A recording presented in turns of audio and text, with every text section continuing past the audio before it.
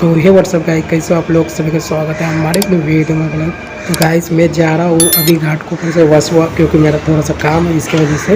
और यहाँ पर बहुत सारी भीड़ है, तो आप लोग देख सकते हो। और टिकट है जो 40 रुपये के, मिनिमम 20 रुपये या 40 रुपये है। और अभी हम लोग यहाँ पर आपको दिखाया जाता है कि कहाँ पर मतलब आने वाला है स्टेशन। और अभी मैं घाटकोपर में आ गया हूँ, क्योंकि अभी मेरा काम हो गया है इसके वजह से। और ज़्यादा वीडियो नहीं बना सकता, क्योंकि छोटा सा वीडियो बनना है। और ये आप लोग स्टेशन देख सकते हो।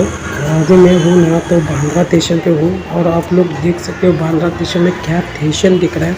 और अभी आप ऊपर भी देख सकते हो कि ये देखिए घाट कैसे दिख रही है। और देखने में भी बहुत मज़ा आ रहा था, क्योंकि है ना भाई इतना टॉप पे बैठी है ना, तो ऐसा लग रहा है अगर आप सामने होते ना तो बहुत अच्छा लगता। और अभी आप लोग देख सकते हो बांद्रा स्टेशन में क्या भीड़ लगी है। तो प्लीज़ गाइस वीडियो को लाइक करो, कमेंट करो, शेयर करो।